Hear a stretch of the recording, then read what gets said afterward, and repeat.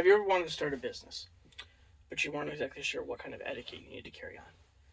My name is Joseph Saylor, and I'm going to help you learn that information. So the goal of this entire presentation is to how am I going to help you in your business etiquette to benefit your business that you're maybe trying to start up. It's going to be quick. It's going to be simple. I'm only going to use about 5 minutes of your time. Basically, I'm going to tell you what I've learned and how it's going to affect me and you when it comes to building our businesses.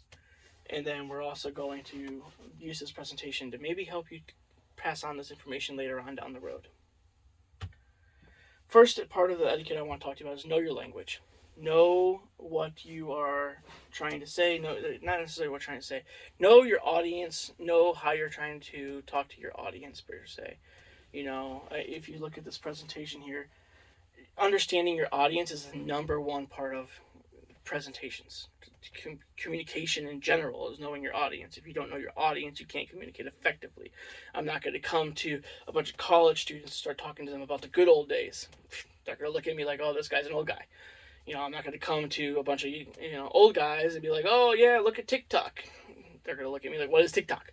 So knowing your audience is a huge factor in that. And you look at the second point of the presentation. Prepare yourself for the group that you want to talk to. You have to be prepared. You have to know what you're doing. You have to understand what you're trying to say or what you're trying to do. This leads us to the next part, knowing your reason. You need to know why you're trying to talk to that person, why you're trying to communicate this information when it comes to business etiquette.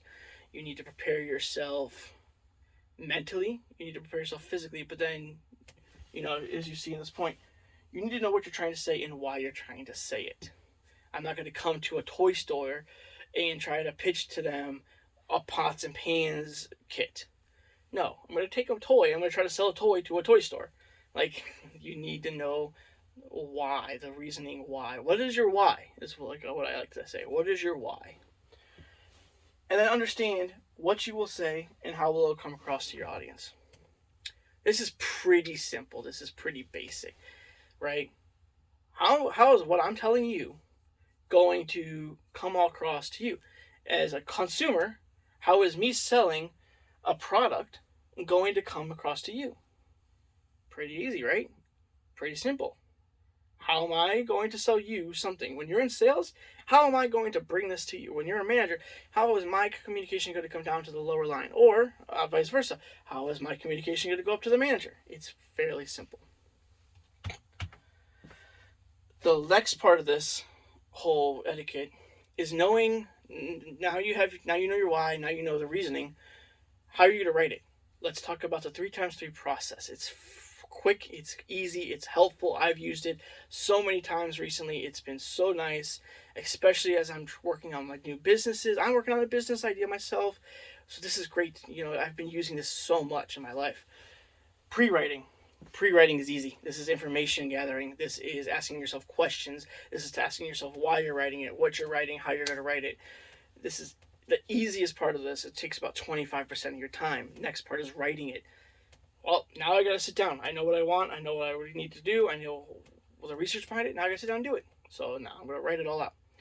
And then that takes, again, 25% of your time. Third part, the hardest part, revising. Oh my gosh, I can't tell you how many times I've sat and stared at a computer and rewrote after rewriting and rewriting because I just don't like how it came out. This is 45% of your time, most of the time. So rewriting is always a key factor. This leads us to how you communicate. 4 aspects I know about communicating. Email, social media, meetings, and memos. Email, you are great for quick email blasts. Mass amounts of people, one message. Easy, right? Easy. But you lose the personal. Social media, massive amounts of people. You got the social aspect, right? Social media, you got the social aspect. You lose the professionalism. 95% of the time you lose the professionalism. Social media is great, and we'll talk about that in a minute, but you lose the professionalism. Meetings, you're going to have meetings. In the business world, you're going to have meetings. It's just, you can't avoid it. You're going to have meetings. So having those meetings is key. And then memos. Memos, intercommunication within the business, quick emails, not quick emails, but quick memos will help you get your information across quickly to your employees, to your employer. Having this memo, knowing it and what you're going to use it to use is the key. Like I said, we'll talk about social media. How is it going to affect you? Social media is everywhere. TikTok, Instagram, Facebook, LinkedIn, you name it, there's a social media for it. So how is it going to affect you? You're a business. You're going to have people posting reviews. You're going to have people talking about it. You're going to have people reviewing your site as an employer. You're going to use it. How will you use it? That's where it becomes tricky. How are you going to use it correctly? 3 things I learned today. Use it to engage your consumers. Yes, use it to engage your consumers. Use it for the reviews. Use it for posting good reviews and bad reviews. When you get the bad reviews, this is my second point, don't use it negatively. If you get a bad review, don't go in there and start to fight. No, you came into the store and you did this, this, and this is why you got this. No, just, hey, I see you're upset. Come talk to the manager. We'll address it. Easy. Done. Now you've given the option to the community to say, hey, look, I'm trying to do something, but then you've also taken away that nostalgic, well, this guy is defending himself. He's obviously wrong. We all have been there, right? Keep your workplace social media to a healthy level. Don't sit on Facebook all day, every day, posting. It's not going to help you in the workplace. Your employees are going to look at you and be like, what are you doing? Or your employer is going to be looking at you and why are you on Facebook? You should be writing an email. You should be business hunting. You should be getting us sales. Use it healthily. Use it on a level that makes sense. Don't go crazy with it. Quick recap. Know your message. Pretty simple. Know what you're trying to say. Know your audience. Know who you're trying to say it to. Know your reasoning, why you're trying to say it. Know the method of reasoning why. And then social media, using it correctly. Use it correctly. Use it correctly. I cannot say that enough. Use it correctly. So, now that you've had this information, I hope you have a great night. Thank you.